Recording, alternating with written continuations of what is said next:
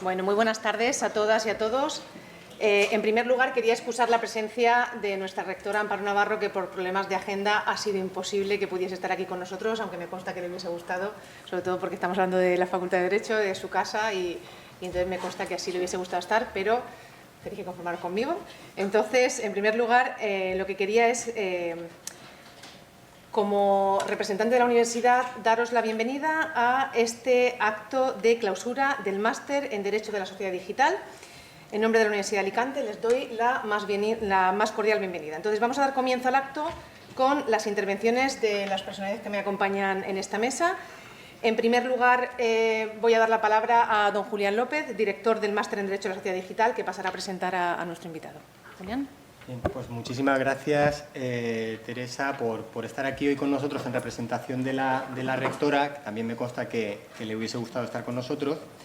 Y bueno, yo, sin más preámbulos, voy en primer lugar a presentaros al invitado que va a dar esta última charla, esta última lección que vais a aprender del máster y que se abre pues, también a todos los que estáis hoy aquí acompañándonos.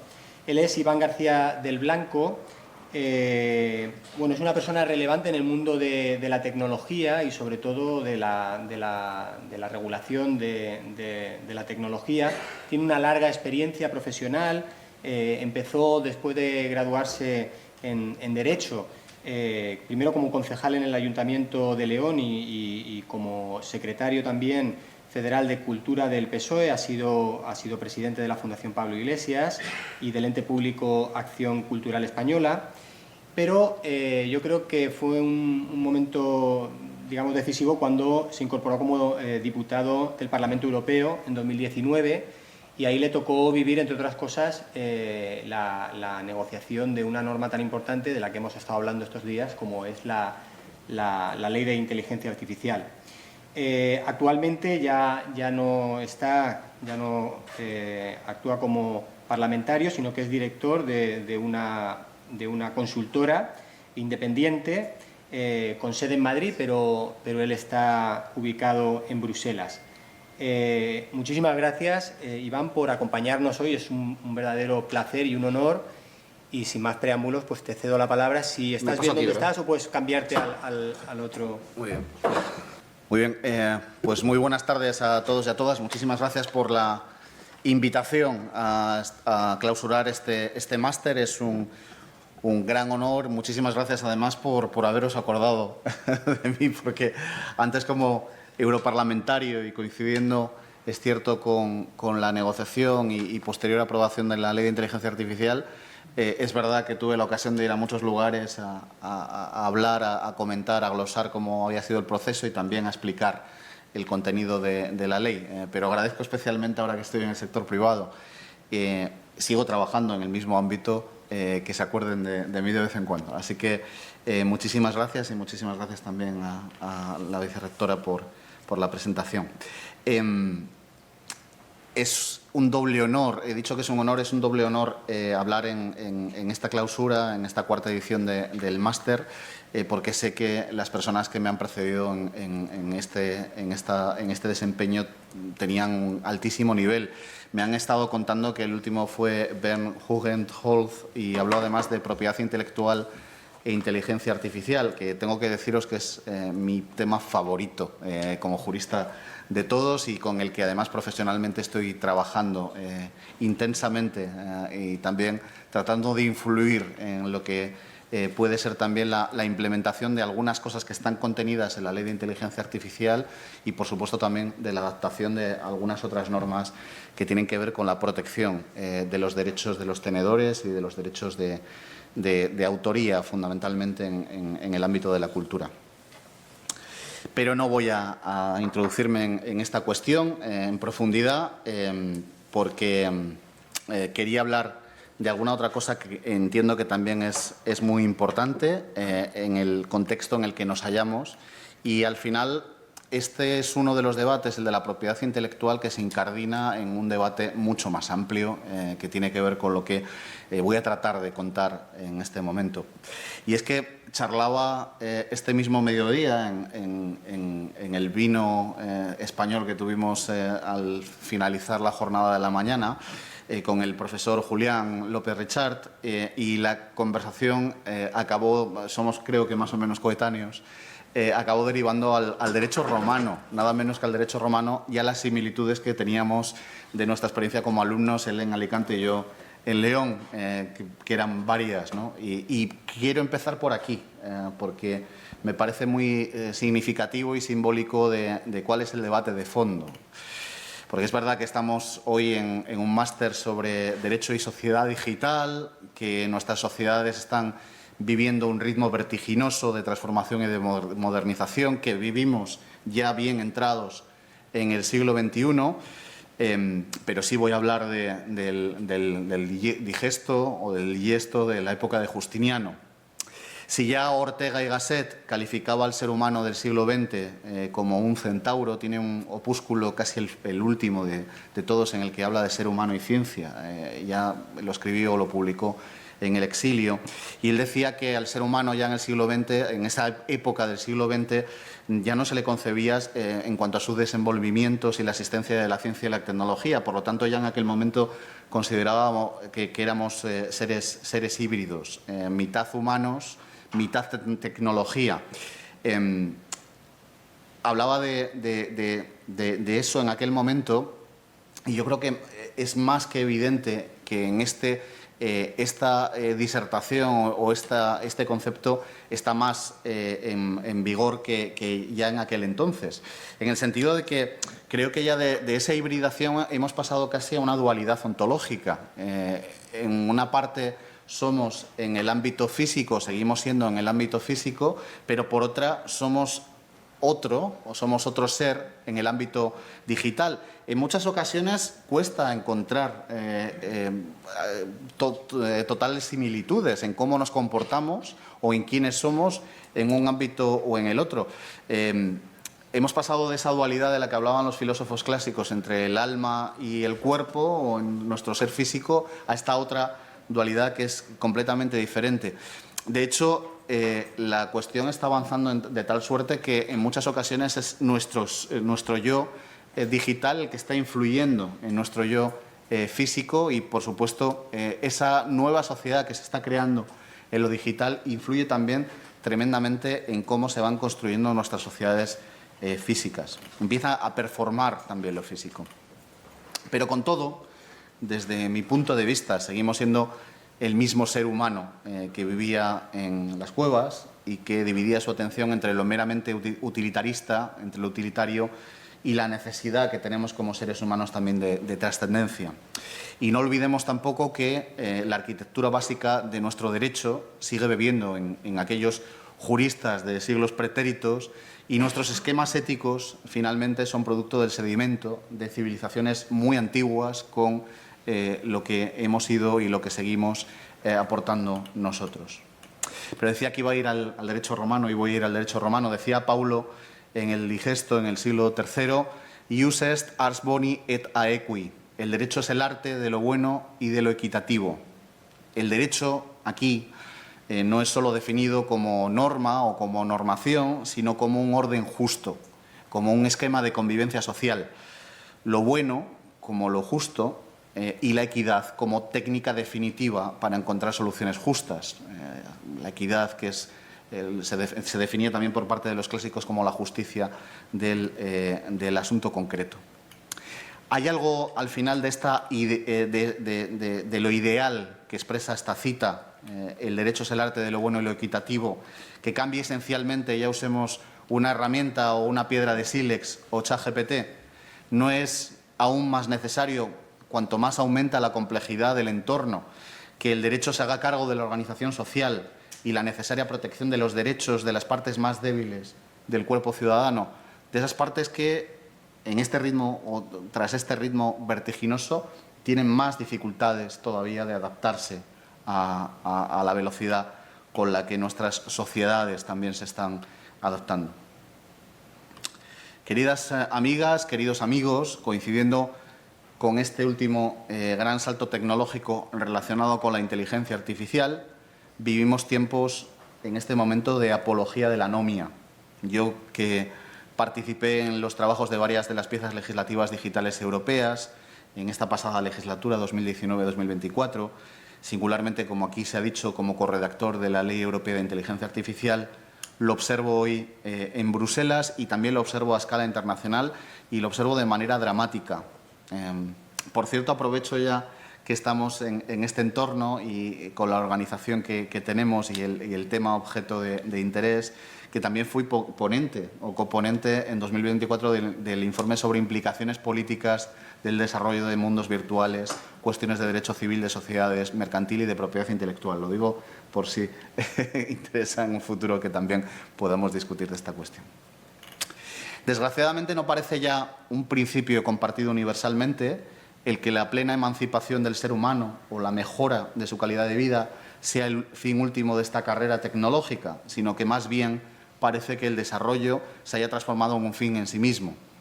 Es en razón a este que se justifica la movilización de colosales sumas de recursos públicos y privados y se enuncia de forma explícita la necesidad de que los desarrolladores de estas aplicaciones y luego sus productos no estén sujetos a ninguna cortapisa ni límite legal, ni fin ulterior conocido. El fanatismo religioso o el fanatismo ideológico, que fueron pestes de tiempos también en el pasado, han sido o van siendo sustituidos por parte de algunos en una fe ciega en el tecnologicismo. Primero estuvo Dios en el centro, después el ser humano, y ahora parece que nos asomamos a una especie de posthumanismo en el que en el centro se halla un becerro de silicio. Frente a estos planteamientos, el Reglamento Europeo de Inteligencia Artificial, vulgarmente conocido como Ley Europea de Inteligencia Artificial, es la expresión de un principio que funciona en un sentido exactamente inverso al que acabo de enunciar. El propio preámbulo ya declara que el ser humano debe estar en el centro del desarrollo tecnológico y es su fin último, en lo que remeda una suerte de dignidad kantiana trasladada a lo digital. Esto de que el ser humano es un fin en sí mismo, pues también lo tiene que ser en la red o en el mundo digital. Frente a modelos tecnocrático-economicistas o a los de control de Estado, en Europa hemos querido fomentar la confianza en el uso de las tecnologías, garantizando los derechos fundamentales y los valores democráticos como señas de identidad de la Unión Europea, marcando de este modo una dirección clara para el desarrollo de la inteligencia artificial en el mundo, de acuerdo con nuestros principios y valores. Esa Europa a quien todos los ojos del mundo miran y mirarán buscando la piedra filosofal del equilibrio entre la precaución y el desarrollo tecnológico. Y del éxito de nuestro modelo dependerá en gran medida la pervivencia de la emancipación del ser humano como fin último del desarrollo histórico. Ni es cierto que Europa se haya quedado atrás tecnológicamente por sus normas.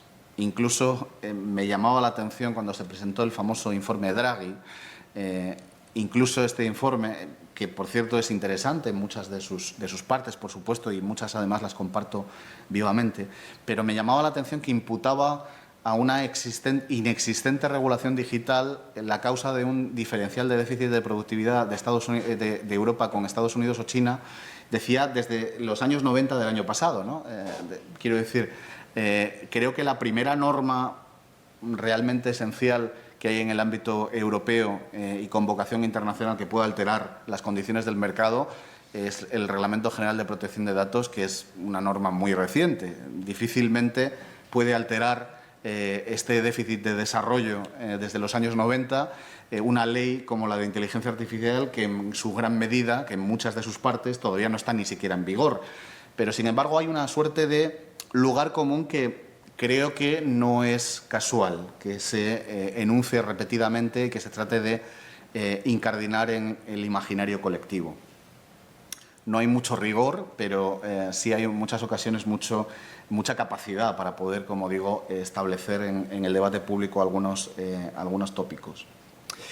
Tampoco es cierto que en otros lugares del mundo se haya optado necesariamente por desregular en materia digital. Este es el momento de la gran confrontación de modelos entre un corporativismo de Estado como el de la actual administración Trump, en colusión con algunas Big Tech, y el modelo humanista digital. Cuando por fin se aprobó la AI Act o el Reglamento Europeo de Inteligencia Artificial, hay quien decía ya en aquel momento que, por contra, la regulación se quedaba corta y alegaba lagunas u omisiones burocráticas en la defensa de los derechos de la ciudadanía. Y, como en este ejemplo que acabo de poner, afirmaba ya alguien en aquel momento que habíamos sobreregulado y que ello lastraría nuestra competitividad. No parece, no obstante, que, pese a esas voces y las presiones de algunas grandes compañías multinacionales, Europa se vaya a transformar en una isla regulatoria, en un mar de desregulación. Cada vez más países y regiones del mundo anuncian el desarrollo de regulación propia y ya son algunos los tratados internacionales que se han propuesto en esta materia. Deteniéndonos brevemente, y creo que es muy interesante porque también se están generando muchos tópicos y lugares comunes en esta cuestión, por ejemplo, lo que está sucediendo en la primera potencia mundial, en términos económicos y también de momento científicos, que es Estados Unidos. Es interesante aproximarnos un poco más, hacer la fotografía un poco más de cerca de qué es lo que está sucediendo. Y desde mi punto de vista es que la batalla interna en los Estados Unidos en este terreno tampoco acaba sino de empezar. Uno de los problemas, es cierto, que afrontaba ese país por mor de su incapacidad de establecer una regulación estatal sobre la inteligencia artificial era una fragmentación regulatoria interna con los estados aprobando leyes propias y de alcance diverso, y también con algunas administraciones locales aprobando algunas regulaciones, sobre todo en materia de protección de menores a nivel local. Es cierto que la paradoja se da que frente a una Unión Europea, a 27 estados soberanos que tienen las mismas normas en materia digital, se podía producir y se estaba produciendo en la práctica una fragmentación en el mercado interno norteamericano. Por cierto, en esto no hay colores o un color concreto, porque hay leyes aprobadas o en trámite de aprobarse en estados republicanos y demócratas, en Connecticut, en Texas, en California, en Tennessee y también, como digo, a escala local. La respuesta muy reciente ha sido, por parte de la Administración americana, proponer un proyecto de ley en el Capitolio para suspender por 10 años la capacidad legal de los estados en materia de regulación de inteligencia artificial, lo que anticipa ya un tormentoso trámite en el Senado, porque no parece que las mayorías estén de ninguna manera muy claras, y un conflicto que puede ser de carácter constitucional con la capacidad reguladora de los estados. Este es el proyecto denominado como One Big Beautiful Bill, de acuerdo con ese particular estilo que tiene la administración actual de nominar las cosas, y que puede tener, además, como decía, un ulterior filtro en el Tribunal Supremo. El objetivo declarado es crear un marco regulatorio federal uniforme, evitando un mosaico de normativas estatales que podría dificultar la innovación y el comercio interestatal. En la práctica, desde mi punto de vista, se trata de que otra vez el imperio de la ley sea sustituido por el estado de ánimo o intereses coyunturales.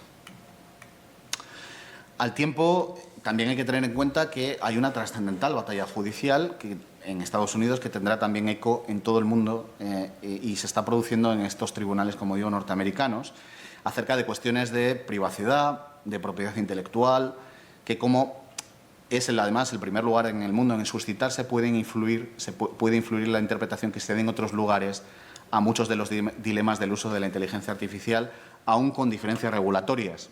Y vuelvo a referenciar mi alusión del comienzo a la clase magistral del año pasado en cuanto a la relación entre propiedad intelectual e inteligencia artificial. Nuestro derecho no es exactamente el mismo. En materia de derechos de autor, por ejemplo, existe una diferencia radical esencial que es lo que aquí denominamos como derechos morales y que está contenido en nuestra directiva de propiedad intelectual. Pero, aunque a veces allí les cueste entenderlo, el mundo no termina en Estados Unidos. El mundo es más grande. El mundo también se está moviendo en el terreno regulatorio, cada vez más consciente de los retos de carácter civilizatorio y no solo económico que produce esta revolución tecnológica. En Asia, China fue la primera en publicar un protocolo para la regulación y el uso de inteligencia artificial generativa. aún antes incluso de que los reguladores europeos avanzáramos con nuestra propia propuesta, y posteriormente lo ha hecho en otros aspectos. Lo más reciente es la propuesta de una ley integral realizada por un grupo de expertos que veremos en qué termina. Corea del Sur o Japón, pretendidamente tierras de promisión para el desarrollo tecnológico sin cortapisas, cada vez se acercan más a un modelo tuitivo en materia, por ejemplo, de propiedad intelectual, aunque hay diferencias entre los dos países y es verdad que Japón tiene una regulación mucho más laxa desde el punto de vista del control de lo que es el reglamento europeo. Digo en cuanto a su propuesta, que todavía no la tiene. En la propia Hong Kong, por ejemplo, en el ejercicio de su autonomía, está trabajando en una regulación sobre derechos de autor que se aproxima mucho al planteamiento que se ha hecho desde Europa. En América del Sur, cambiamos de continente, son varios los países que están inmersos en una ley específica. Creo que la pieza regulatoria más notable es la brasileña, cuyo anteproyecto de ley se aprobó en el Senado a finales del año pasado y que tengo que decir que en muchos aspectos es más intervencionista que el planteamiento del Reglamento Europeo de Inteligencia Artificial. También adopta o imita una perspectiva humanocéntrica y estructurada en cuanto al riesgo y despliega una melodía que al final nos llamará mucho la atención a los europeos por lo familiar. El Congreso de Colombia trabaja al menos en 3 textos sectoriales. Chile avanza con su propia ley integral. Ecuador, México, Costa Rica han anunciado también trabajos legislativos. En Argentina estaba bastante avanzada una ley que a mí me gustaba especialmente por el nombre con el que la habían denominado, como ley Turing, pero fue paralizada con la nueva administración presidencial. Australia ha abierto un periodo de presentación de propuestas legislativas para apoyar el uso seguro y responsable de la inteligencia artificial. Cuenta con una estrategia nacional que sitúa también a la ética como el centro de las políticas de desarrollo y protección y utilizará esta información, la información de las propuestas que vaya recibiendo para reflexionar sobre propuestas normativas y políticas adecuadas. Canadá lleva trabajando desde 2022 en su Ley de Inteligencia Artificial y Datos, AIDA, se llama por su acrónimo, y muchas voces en el Parlamento urgen a terminar este mismo año el texto también para la necesaria protección del ser humano. La Unión Africana, muy recientemente, a mediados de 2024, publicó unas recomendaciones sobre regulación y ha recomendado unificar en lo posible la misma escala continental. Egipto ya ha presentado recientemente su proyecto de ley propio. Sería, por supuesto, deseable avanzar también en acuerdos internacionales en la materia que implicaran también al sector tecnológico privado más prominente, habida cuenta de que esta tecnología es verdad que se halla mayoritariamente en sus manos y hay que contar necesariamente con el concurso para diseñar el futuro, su concurso para diseñar el futuro.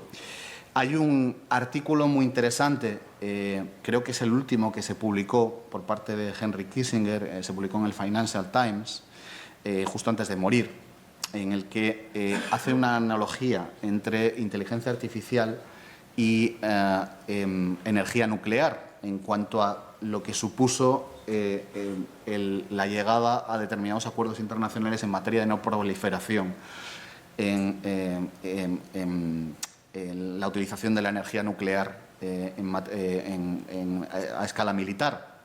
Y recuerdo que en aquel momento Kissinger reflexionaba cómo había sido posible que entre dos bloques antagónicos con tal nivel de tensión como el bloque soviético o el bloque del socialismo mal llamado socialismo real y el bloque de las democracias liberales occidentales se hubiera podido en aquel momento llegar a un acuerdo y no fuera posible o no se planteara como posible hacerlo en materia de inteligencia artificial. En este terreno tengo que decir que el movimiento más serio ha sido la firma del Convenio Marco del Consejo de Europa sobre Inteligencia Artificial y Derechos Humanos, Democracia y Estado de Derecho, que se aprobó en mayo de 2024, que es el primer tratado internacional legalmente vinculante, aunque es verdad que establece una serie de líneas de actuación y no plantea cuestiones muy concretas. Como curiosidad, fue acordado, además de por los 46 miembros del Consejo de Europa, por la Unión Europea y por 11 Estados no miembros: Argentina, Australia, Canadá, Costa Rica, Estados Unidos de América, Israel, Japón, México, Perú, Uruguay y la Santa Sede. Hay que tener en cuenta también esto. Es una declaración de principios éticos completa y útil que está sujeta a la ratificación y a la adopción de regulaciones coherentes con lo que está contenido en este texto.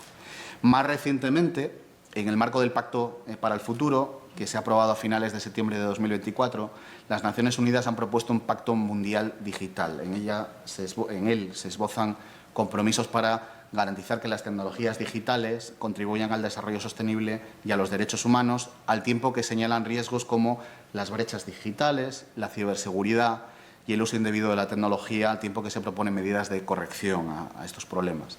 El pacto, y esto es literal, pretende reducir la brecha digital y garantizar que las tecnologías de inteligencia artificial se utilicen de forma responsable, fomentando la cooperación mundial tanto en las capacidades como en las amenazas a la seguridad.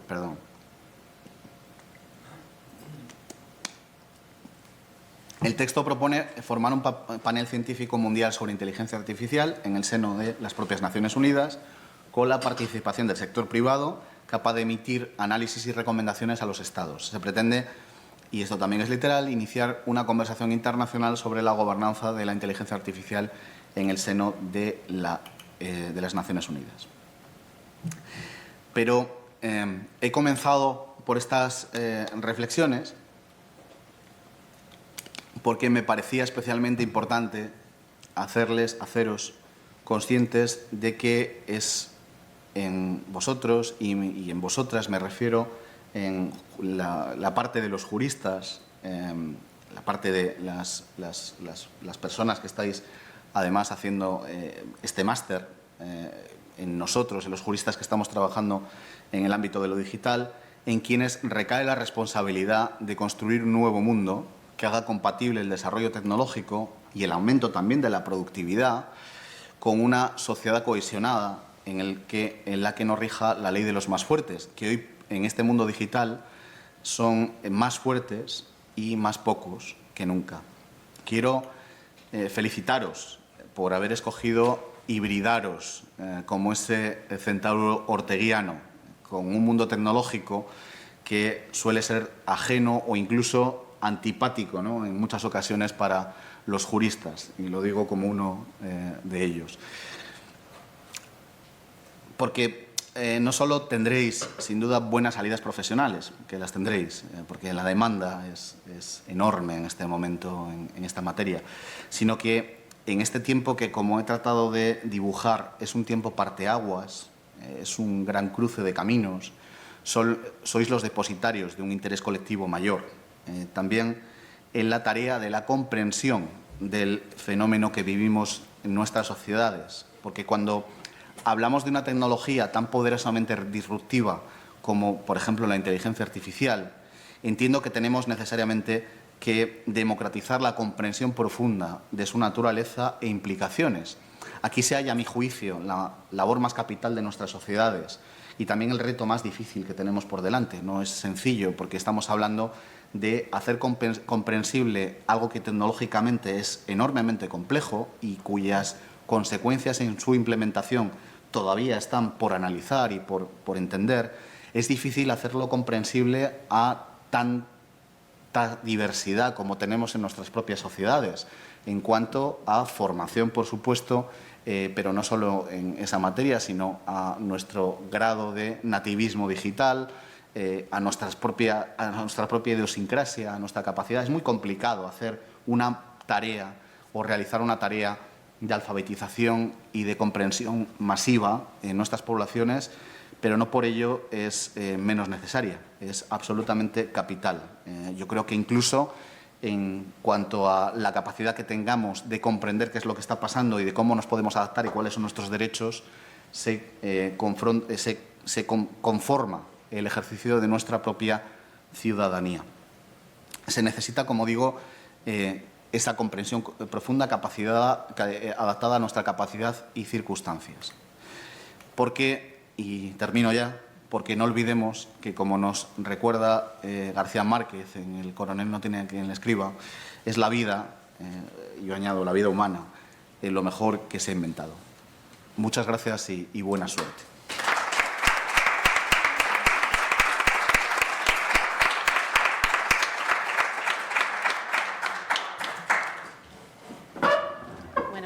Muchas gracias, Iván. Tiene la palabra otra vez seguidamente don Julián López, director del máster en Derecho de la Sociedad Digital. Muchísimas gracias. Yo voy a ser muy breve. Yo iba a dirigir unas palabras a los alumnos y a sus familias fundamentalmente, pero me vais a permitir que empiece felicitando a nuestro invitado. Ha sido un lujo tenerle con nosotros y después de escucharle más todavía. Iván, muchísimas gracias. Yo creo que es el colofón perfecto a todo lo que hemos estado viendo a lo largo de este año. Yo recuerdo que el primer día de clase yo os anunciaba que este era un máster, un programa interdisciplinar en el que ibais a encontrar profesores de muy distinta procedencia y muy distintas materias. Hemos tenido académicos, hemos tenido técnicos, hemos tenido representantes de la industria y además también de muy distintos sectores, desde el derecho, muchos de ellos, pero también de la economía, del sector tecnológico. Y yo os decía en aquel entonces que esa interdisciplinariedad lo que perseguía es que vosotros pudieseis el día de mañana trabajar en un entorno interdisciplinar, porque el trabajo es así, es decir, que no son sectores, no son silos aislados, sino que en la empresa, en la sociedad, pues tienen que trabajar de la mano juristas, con economistas, con informáticos, con ingenieros, y eso era lo que pretendíamos, que pudieseis hablar el mismo idioma cuando tuvieseis que trabajar con ellos.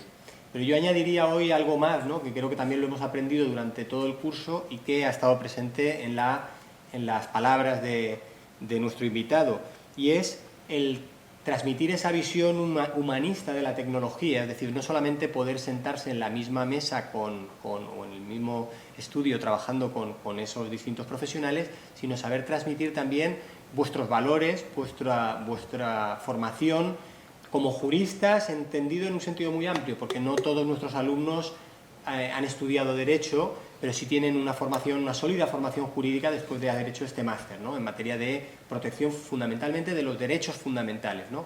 Y yo creo que ese es el principal valor que vosotros podéis aportar, y no solo que podéis aportar como una molestia, digamos, para el sector tecnológico, para la industria, para la empresa, sino que lo podéis aportar como un valor porque ellos necesitan de esa visión que solo vosotros podéis, con vuestra formación, ofrecer. Así que, Iván, muchísimas gracias por tus palabras, porque yo creo que ha sido un colofón fantástico a tantas horas, ¿no? Y ahora me voy a dirigir a los alumnos y a sus familias. Os voy a dar, ante todo, la enhorabuena a vosotros, porque hoy concluye una etapa para la que habéis trabajado mucho. Han sido muchos días, muchas horas de clase, muchas horas de esfuerzo, muchos exámenes.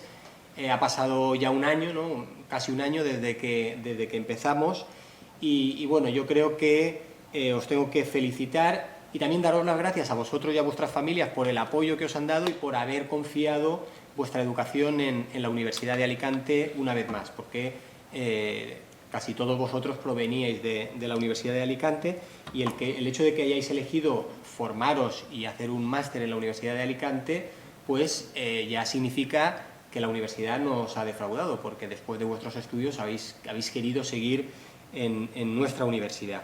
Y para nosotros, es un día hoy entrañable, es el día más emocionante del curso, porque vemos pues el resultado de por qué hemos estado trabajando un grupo de profesores y profesoras de la Universidad de Alicante, y no solo profesores y profesoras, porque detrás hay mucha más gente, personal de administración y servicios también, que nos han ayudado a ofrecer este programa y a ver ahora los frutos, ¿no?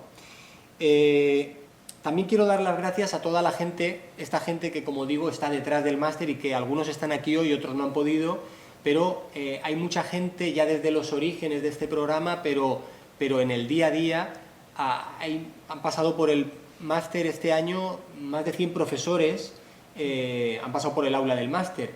Yo no los puedo mencionar a todos, pero pues sí me gustaría hacer una mención especial a los coordinadores de las distintas asignaturas.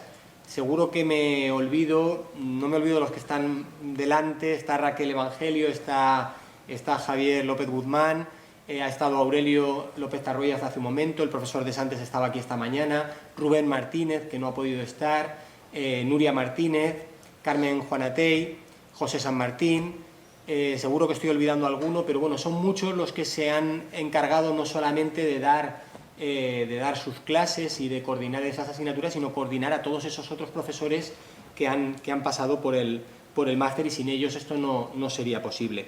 A la universidad también por el apoyo que nos brinda y por todas las facilidades, también debo darles las gracias. Y querría, por último, dirigir unas palabras de nuevo a vosotros, a los alumnos, porque hoy termina una etapa y empieza una etapa nueva, pero nosotros vamos a seguir aquí. Alguno me preguntaba, bueno, nosotros estaremos siempre aquí para apoyaros en todo lo que podamos, para ofreceros nuestra ayuda, nuestro conocimiento, nuestros contactos, para seguir formándoos, porque esta es una materia muy cambiante y uno no termina aquí de aprender, nunca uno termina de aprender, pero en este caso todavía menos, porque la materia en la que vosotros habéis decidido especializaros es una materia tremendamente cambiante. Entonces, tenéis las bases, tenéis los mimbres para seguir formándoos. Ahora es el momento de que vosotros, bueno, pues empecéis vuestra carrera profesional. Algunos ya han empezado durante el máster, han tenido la oportunidad de empezar ya a poner un pie en el mundo laboral, otros lo haréis en breve, y a partir de ahora vosotros os convertís en los principales embajadores de este máster. Es decir, que a vosotros os vaya bien es bueno para nosotros, porque vosotros seréis nuestra primera tarjeta de presentación, vosotros y todos los que os han precedido en las ediciones anteriores.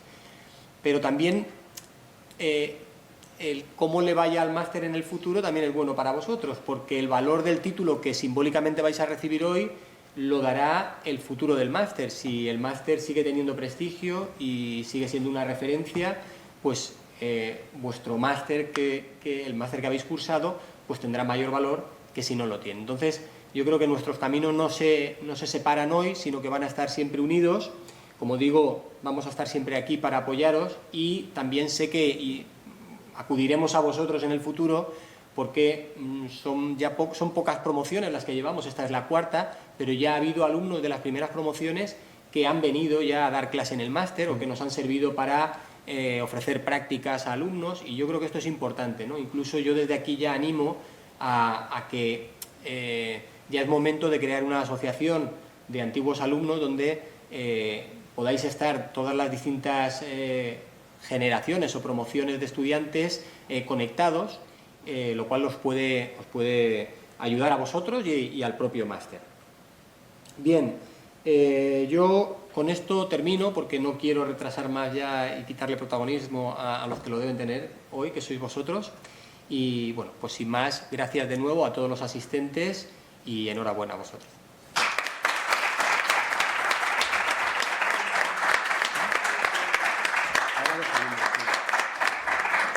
Bueno, pues como bien decía Julián, ahora vamos a darle la palabra a los protagonistas. Entonces tienen la palabra Adela Herades y Carlos Sola en representación de los alumnos. Bueno, pues buenas tardes a todos. En primer lugar, gracias a Julián y a todos los que han asistido el día de hoy al congreso, el día de ayer, antes de ayer, a este congreso en torno al metaverso, a las nuevas tecnologías, que ha sido el broche perfecto para culminar este máster. Ha sido de verdad un auténtico privilegio que tantos profesionales y expertos de primer nivel hayan acudido a nuestra universidad para presentar estos últimos avances en estas materias y contribuir al futuro de nuestra sociedad. Queremos agradecer también, como ha hecho Julián, a todos los docentes que nos han acompañado a lo largo de este máster, venidos de multitud de universidades, de empresas, que venían de distintos ámbitos y sectores muy diversos, y ya que conocían de primera mano la materia, pues trabajaban precisamente en eso. Han contribuido a una formación, como decía Julián, interdisciplinar. Y gracias a ellos, por aportarnos no solo los conocimientos, sino también su experiencia y su visión de futuro. De nuevo, a nuestros profesores de aquí de la Universidad de Alicante, gracias por guiarnos, por su cercanía y por su calidad educativa excepcional. Ha sido un lujo poder formarnos en esta universidad en la que hemos estudiado todos nosotros y que se consolida con congresos como este y con formación como la nuestra, como un referente indiscutible de innovación y de investigación en todo el ámbito nacional e internacional. Y, por supuesto, un agradecimiento muy especial a Julián, a nuestro director del máster, por organizar todo el programa de este año y de los anteriores. Sabemos que no es fácil coordinar un plan de estudios con tanto contenido, con tantos docentes, como bien decía, y con tantas materias que no paran de evolucionar. O sea que gracias por su esfuerzo, la dedicación y por hacer todo esto posible. Y cómo no, a nuestro padre, como él mismo se presenta, Manuel de Santes, que tristemente hoy no ha podido acompañarnos. Gracias, Manuel, porque tus hijos siempre te estaremos agradecidos por todo lo que has hecho por nosotros.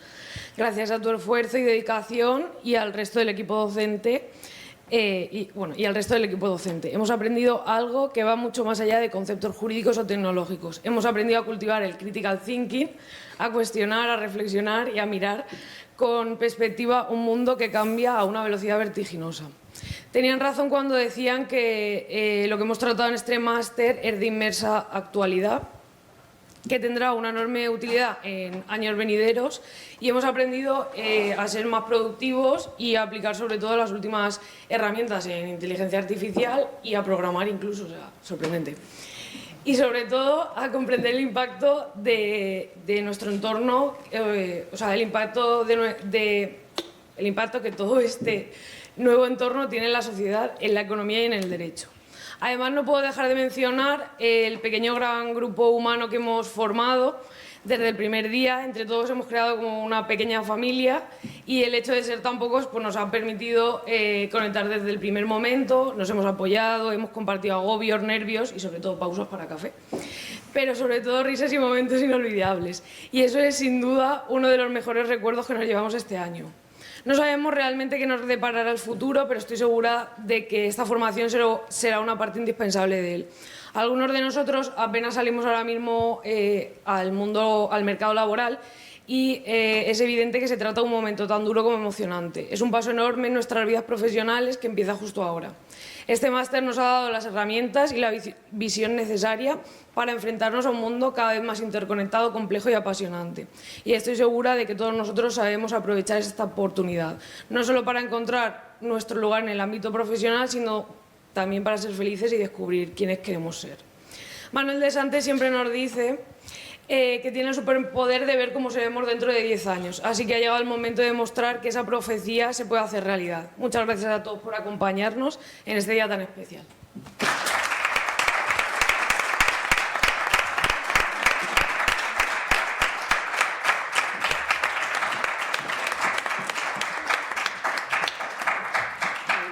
Muchas gracias. Ahora vamos a proceder a la entrega de diplomas a los alumnos. Bien, pues vamos a ir nombrando uno a uno y os entregaremos los diplomas. A ver, mira, vamos a repartirnoslos y así. Yo los nombro, que tengo aquí la lista, y vamos por orden. Bien, en primer lugar, Antonio Bas Rodríguez. Por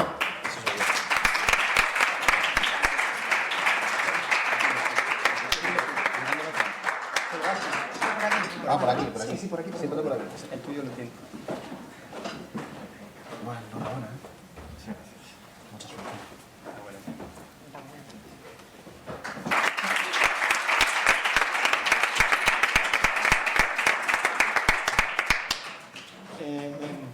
Ana Castejón.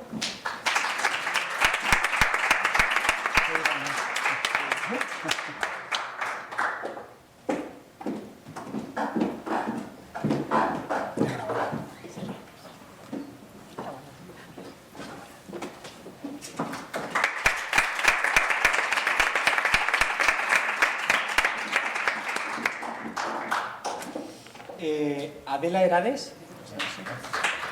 Soy yo también.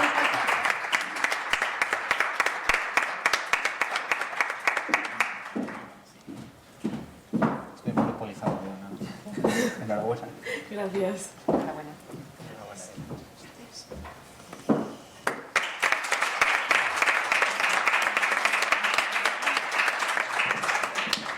Ana Martínez.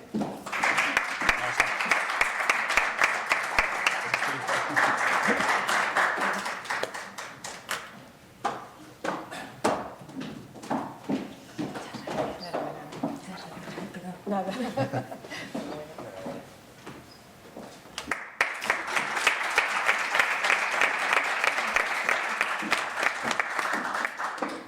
Mónica Pastor.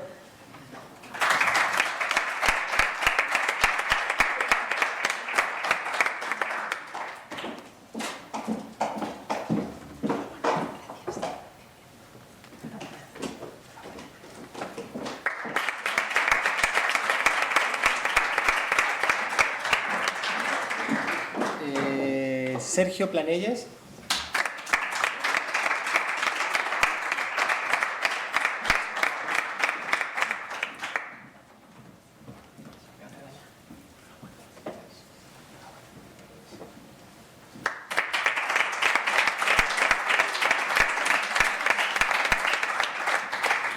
Y Carlos Sola.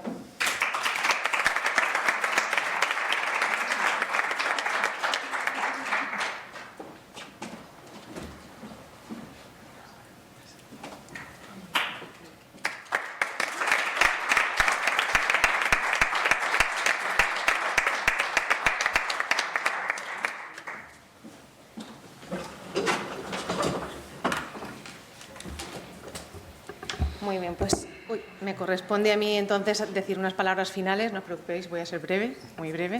Lo peor de hablar la última es que al final casi todo lo que tenía apuntado para decir o lo ha dicho Julián, o lo ha dicho nuestro invitado, o lo han dicho los alumnos, con lo cual voy a suscribir todas y cada una de las palabras que ellos hayan dicho y si me repito, pues no me lo tengáis en cuenta. Bien, en primer lugar sí que me gustaría expresar mi agradecimiento en este acto en el que la Universidad de Alicante celebra la culminación del proceso formativo de los egresados. Esto es la esencia de nuestra misión como institución pública de educación superior. Además, quería felicitar a quienes hoy recibís vuestro título de Máster en Derecho de la Sociedad Digital y teniendo en cuenta siempre que el final de curso suele ser algo bastante emotivo. Es el momento de mirar atrás, recordar clases, debates, prácticas, pausas de cafés, como comentaban antes, retos superados. Y son momentos que serán compartidos y que formarán parte de vuestra memoria universitaria. Más allá de los conocimientos adquiridos, lo que os lleváis es una experiencia humana y profesional que perdurará en el tiempo. Habéis crecido no solo como profesionales, sino, estoy segura, también como personas. Permitidme también daros las gracias por dedicar vuestro tiempo, que sabemos que en ocasiones a veces es escaso, para seguir aprendiendo. Gracias por elegir, como decía Julián, la Universidad de Alicante como lugar de formación y crecimiento. Las universidades tradicionalmente se habían orientado a la formación inicial de jóvenes, a los grados universitarios muchas veces, pero se ha ido ampliando su horizonte en los últimos años para convertirse en referentes de la formación permanente, inclusiva y comprometida con las necesidades reales y cambiantes de la sociedad. Desde el Centro de Formación Permanente de la Universidad de Alicante, al que tengo el honor de dirigir, apostamos firmemente por esta visión. Ofrecemos programas dirigidos tanto a titulados como a profesionales que están en ejercicio y que desean actualizar, que desean profundizar, que desean reorientar sus competencias, con el objetivo, sobre todo, de reforzar la empleabilidad, de contribuir activamente al desarrollo económico y social de nuestro entorno. En este contexto, programas como el Máster en Derecho de la Sociedad Digital, que ya va avanzando hacia la quinta edición, como decía Julián, son 4, ahora empezamos la quinta, son un claro ejemplo del compromiso de la Universidad de Alicante con una formación flexible, rigurosa y de calidad. Esta modalidad de enseñanzas que denominamos propias ha pasado a convertirse en una vía estratégica y central para el futuro de la educación superior. Mi felicitación se extiende, como no podía ser de otra forma, al profesorado, a la dirección y la coordinación académica del máster, como también se ha comentado, y os animo sobre todo a seguir desarrollando una formación con el mismo entusiasmo y rigor, porque habéis logrado que este programa tenga un impacto académico sólido y altamente especializado, un enfoque integrador y orientado al desarrollo profesional. El contenido del máster responde de forma precisa a los desafíos jurídicos, a los grandes desafíos jurídicos que plantea la sociedad digital. Cuestiones de máxima actualidad y relevancia que sitúan a este programa como una referencia formativa imprescindible para el presente y el futuro del derecho. Así que, una vez más, enhorabuena a vosotras, a vosotros, a vuestras familias, al profesorado y a todas las personas que han hecho posible este éxito. Gracias por vuestra confianza, por vuestro esfuerzo y por contribuir con vuestro compromiso a construir un futuro más prometedor desde la universidad pública. Así que, muchas gracias y enhorabuena.